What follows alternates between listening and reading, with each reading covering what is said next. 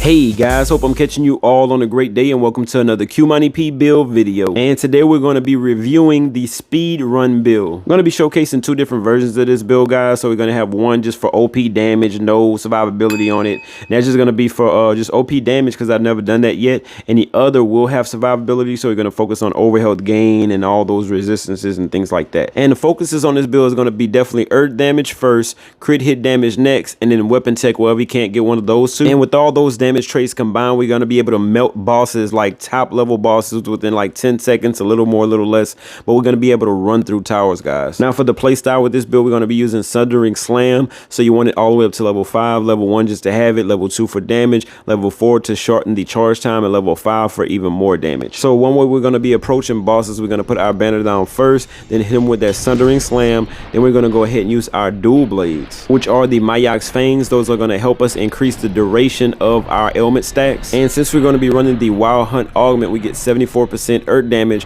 whenever we hit an enemy that has 8 or more stacks of poison. Now once we get 8 or more stacks, we're going to switch to our hammer. You could run the Twin Omen or the Mountain Born Breaker. Either one, as long as you have the secondaries, crit hit chance or crit hit damage in a major way, guys. So on both weapons, you're going to need crit hit chance and crit hit damage. Now you could go for whichever amulet you would like, guys, but definitely make sure to have crit hit chance and crit hit damage as much as possible.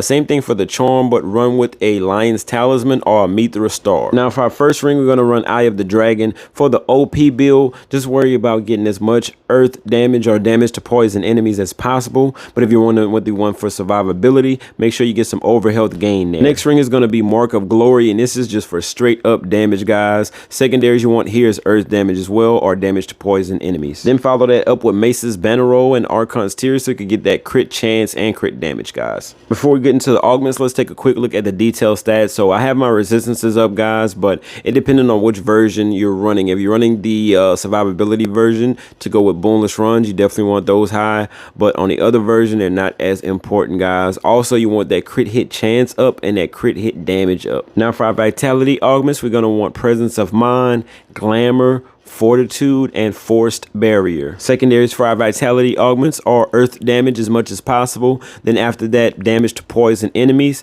Now if you're going for the survivability build, I recommend putting overhealth gain at least on 2 augments. Let's get to the might augments. So we're going to be using Iron Heart, Focus, and Cosmic Dance. The secondaries you're going to want for our might augments is earth damage first, then weapon tech next. But feel free to throw vitality on whichever one is adjacent to Presence of Mind. For spirit, we're going to be running Azura's Fang and Wild Hunt, guys. So the secondaries we want on our spirit augments is definitely earth damage and damage to poison enemies. Now let's take a full look into our skill tree. As I mentioned earlier, we want that Sundering Slam, guys. We're also going to want that crit hit damage and crit chance. That's going to help us out a lot on this build, guys. So those I would recommend. After that, you could go according to your playstyle. And that is the review of the speed run build, guys. Again, this you could run through towers fairly quickly if you have something to do, you're trying to get a quick run out. I was able to do Lightbringer mode and do the 4 and 3 catches with ease, guys. I didn't have to worry about the darkness taking over or anything. I have some footage. I'll be putting that up now so you can see that. As always, guys, go ahead and let me know what you think about it in the comment section. Let me know what you would change.